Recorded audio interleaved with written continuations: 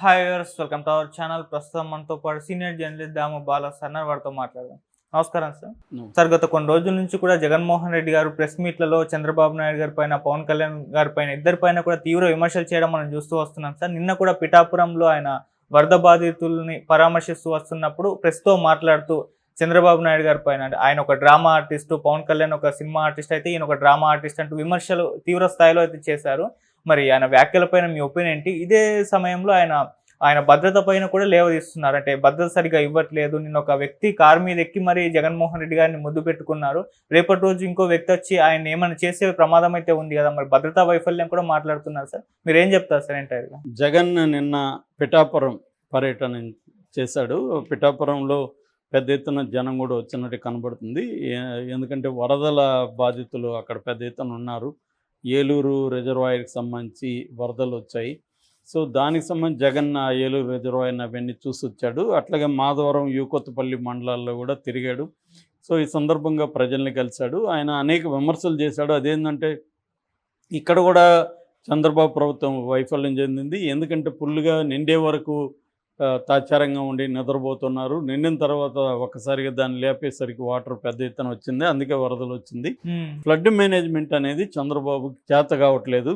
దాన్ని సరిగా చేయట్లేదు. కనీసం రివ్యూ కూడా చేయలేదు. కలెక్టర్లతో మాట్లాడిన కూడా లేదు చంద్రబాబు దీని మీద. ఒక్కసారి ఆల్రెడీ విజయవాడలో వరదలు వచ్చిన తర్వాత కూడా మేల్కొని ముందు జాగ్రత్తలు తీసుకోవడంలో చంద్రబాబు ఫెయిల్ అయ్యాడు అని చెప్పి చంద్రబాబు తన ఫెయిల్యూర్ని దాచుకోవడానికి బోట్లని ఇంకోటని అబద్ధాలు చెబుతూ తిరుగుతున్నాడు. అబద్ధాలు చెప్పడంలో గోబెల్స్కి తమ్ముడు చంద్రబాబు అని కూడా అన్నాడు. గోబెల్స్ ఎవరు అంటే మనకి హిట్లర్ కాలంలో హిట్లర్ దగ్గర ప్రాపగండా వింగ్కి ఆయన అధ్యక్షుడు అన్నమాట. ప్రాపగండా అంతా కూడా ఆయన చూసుకున్నాడు. గోబెల్స్ది ఫేమస్ కొటేషన్ ఏంటంటే, ఒక అబద్ధాన్ని 100 సార్లు చెప్తే అది నిజం అనుకుంటారు జనం. కాబట్టి మనం చెప్పాలనుకున్న దాన్ని అది అబద్ధమా నిజం అనేది సంబంధం వల్ల మనం ఏదైతే చెప్పాలనుకుంటాం దాన్ని పదే పదే చెప్పడం ద్వారా జనంని నమ్మించాలి అనేది గోబెల్స్ అనమాట. అందుకని గోబెల్స్ ప్రచారం అంటారు. గోబెల్స్ ప్రచారం అంటేనే అర్థమైందంటే అబద్ధాలని నిజంగా ప్రచారం చేయడమే గోబెల్స్ ప్రచారం.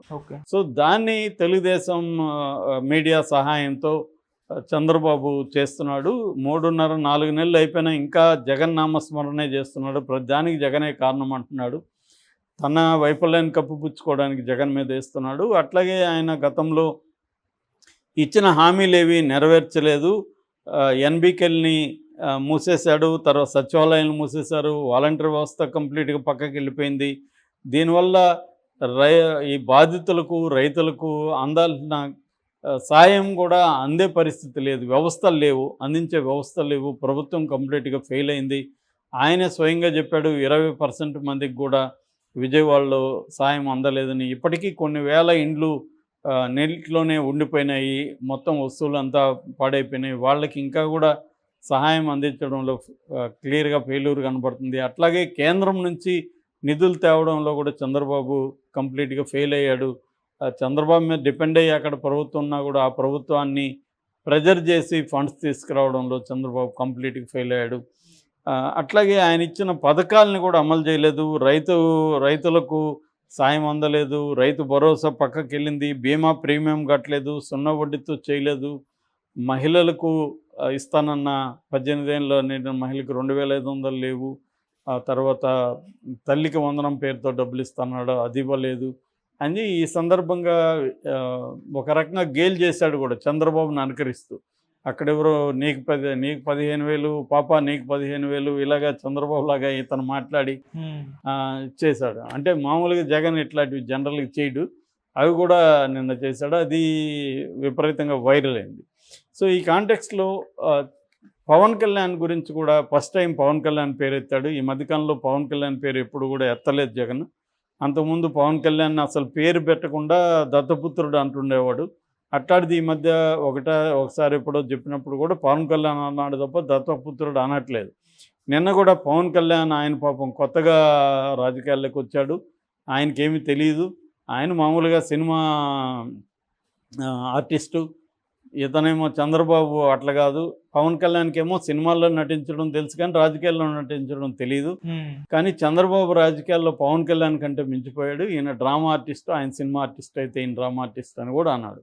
అంటే ఒక రకంగా పవన్ కళ్యాణ్ పట్ల పాజిటివ్గానే ఉన్నాడు. పవన్ కళ్యాణ్కి ఏదో పాపం ఆయనకేమి తెలియదని, ఆయన కొత్తగా ఏం రాలేదు కదా పవన్ కళ్యాణ్, 10 ఏళ్ళు దాటింది కదా పవన్ కళ్యాణ్ రాజకీయాల్లోకి వచ్చి. 2014లో జనసేన పెట్టాడు. అంతకుముందు 2008లో ప్రజారాజ్యం పెట్టినప్పటి నుంచి కూడా ఆయన రాజకీయాల్లో ఉన్నట్టే లెక్కేసుకోవాలి. సో ఆ రకంగా చూసుకుంటే ఆయన 15 ఇయర్స్గా రాజకీయాల్లో ఉన్నాడు. మరి పవన్ కళ్యాణ్ మీదేమో సింపతి చూపిస్తున్నాడు జగన్. పవన్ కళ్యాణ్కి ఏమి తెలియదు, పాపం ఆయన సినిమా ఆర్టిస్టు, రాజకీయాల్లో నటించడం రాదంట పవన్ కళ్యాణ్కి. సో ఇది కొత్తగా విచిత్రంగా ఉంది. అంటే జగన్ ప్లాన్ ఏంటంటే చంద్రబాబుని పవన్ కళ్యాణ్ నుంచి విడదీసి విమర్శించడం ద్వారా పవన్ కళ్యాణ్ అభిమానుల్లో తనకి నెగిటివిటీ రాకుండా చూసుకోవడం అనేది క్లియర్గా కనిపిస్తుంది. ఓన్లీ చంద్రబాబును మాత్రమే అటాక్ చేయాలి అన్న ఒక స్ట్రాటజీ జగన్ తీసుకున్నట్టుగా మనకు కనబడుతుంది.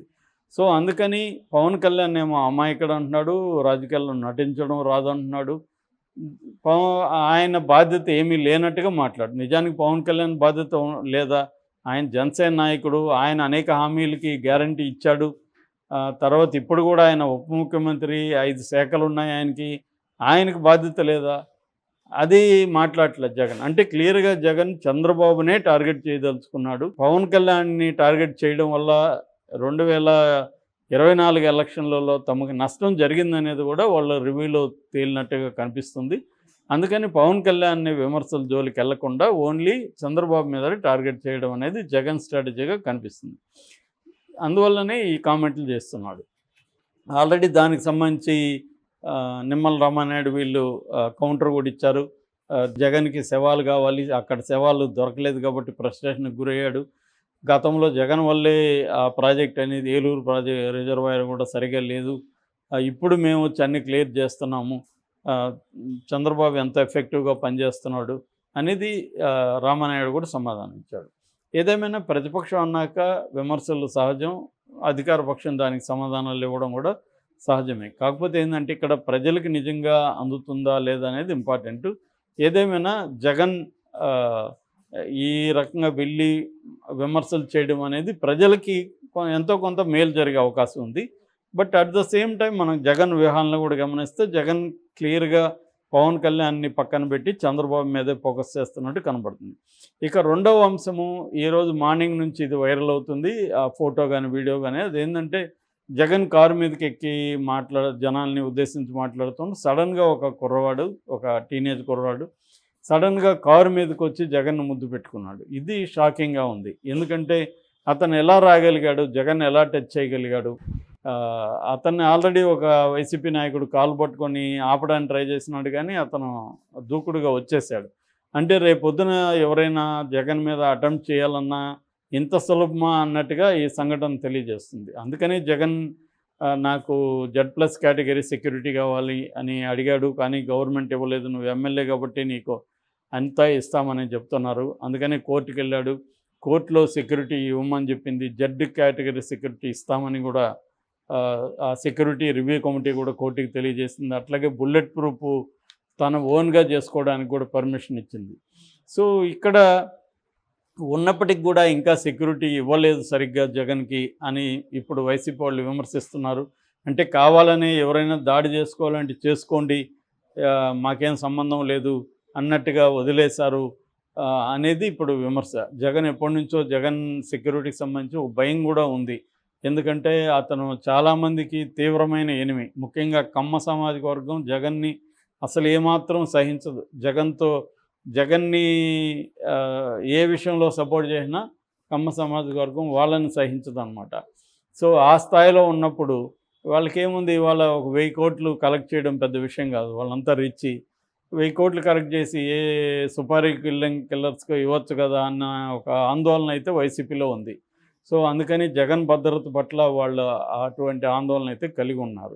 సో దానికి నిదర్శనంగానే నిన్న ఒక వ్యక్తి కుర్రవాడు వెళ్ళి ఇది చేశాడు. దీని మీద ఖచ్చితంగా విచారణ అయితే చేయాలి. అతను ఎలా వెళ్ళగలిగాడు, భద్రత నిజంగానే అంత బలహీనంగా ఉందా అనేది ఇంపార్టెంట్. ఎందుకంటే గతంలో పవన్ కళ్యాణ్కి కూడా భద్రత సరిపోవట్లేదని పవన్ కళ్యాణ్ అభిమానులు కూడా ఆవేదన వ్యక్తం చేశారు. ఎందుకంటే ప్రతిపక్షాల్లో ఉన్నప్పుడు ఖచ్చితంగా జనంలోకి వెళ్లాల్సి ఉంటుంది. అధికారంలో ఉన్నప్పుడు జగన్ పెద్దగా వెళ్ళలేదు.